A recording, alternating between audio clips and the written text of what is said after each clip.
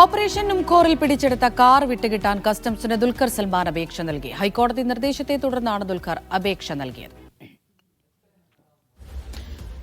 Nitin Xavier വിവരങ്ങൾ നൽകാനായി ചേരുന്നുണ്ട്. നിതിൻ, കസ്റ്റംസിനെ തന്നെ സമീപിക്കാനായിരുന്നു ഹൈക്കോടതി നേരത്തെ അറിയിച്ചിട്ടുണ്ടായിരുന്നത്. അതിനെ തുടർന്നാണോ ഇപ്പോൾ ഇങ്ങനെയൊരു ആവശ്യവുമായി ദുൽഖർ മുന്നോട്ട് വന്നത്?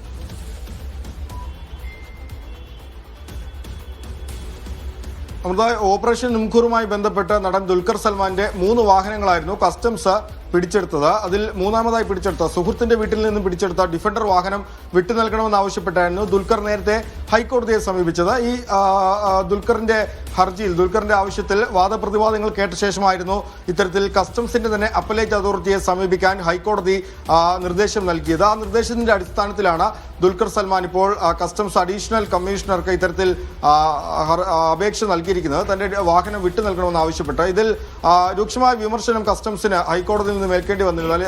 ഇത് രേഖകൾ കൃത്യമായി പരിശോധിച്ച ശേഷമല്ലേ ഇവർ വാഹനം വാങ്ങിച്ചതെന്നും ഈ വാഹനം പിടിച്ചെടുത്ത് കസ്റ്റഡിയിൽ വെച്ച് അന്വേഷണം നടത്തേണ്ട ആവശ്യം എന്താണെന്നും കോടതി കസ്റ്റംസിനോട് ചോദിച്ചിരുന്നു. ഒപ്പം തന്നെ ദുൽഖറിന്റെ ആവശ്യം പരിഗണിക്കണമെന്നും 10 ദിവസത്തിനകം മറുപടി നൽകണമെന്നും ഹൈക്കോടതി കസ്റ്റംസിനോട് ആവശ്യപ്പെടുകയും ചെയ്തിരുന്നു. ഏതായാലും ഈ ഹൈക്കോടതിയുടെ നിർദ്ദേശം വന്നതിന് തൊട്ട് പിന്നാലെ എൻഫോഴ്സ്മെന്റ് ഡയറക്ടറേറ്റ് അടക്കം ഈ കേസിൽ അന്വേഷണം നടത്തുകയും ദുൽഖറിനെ അടക്കം ചെന്നൈയിൽ നിന്ന് വിളിച്ചു വരുത്തി മൊഴിയെടുക്കുകയും ഒക്കെ ചെയ്തിരുന്നു. ഏതായാലും ഇപ്പോൾ തന്റെ വാഹനം വിട്ടു നൽകണം ആവശ്യപ്പെട്ട് അഭിഭാഷകൻ മുഖേനയാണ് കസ്റ്റംസിന് ദുൽഖർ സൽമാൻ ഇത്തരത്തിൽ അപേക്ഷ നൽകിയിരിക്കുന്നത്. അഡീഷണൽ കമ്മീഷണർ ഇതിൽ കൃത്യമായ ഒരു തീരുമാനമെടുക്കും. ഈ വാഹനം വിട്ടു നൽകണോ വേണമോ അതോ വിട്ടു നൽകാതിരിക്കണമോ എന്ന കാര്യത്തിൽ. അനുകൂലമാണെങ്കിൽ ദുൽഖർ സൽമാന് വാഹനം വിട്ടു നൽകും. അതല്ല, വാഹനം വിട്ടു നൽകുന്നതിന് എന്തെങ്കിലും തടസ്സമുണ്ട് അല്ലെങ്കിൽ മറ്റേതെങ്കിലും തരത്തിലുള്ള അന്വേഷണം അടക്കം ആവശ്യമുണ്ടെന്നുണ്ടെങ്കിൽ അത് ഹൈക്കോടതിയെ കസ്റ്റംസ് അറിയിക്കുകയും ചെയ്യും.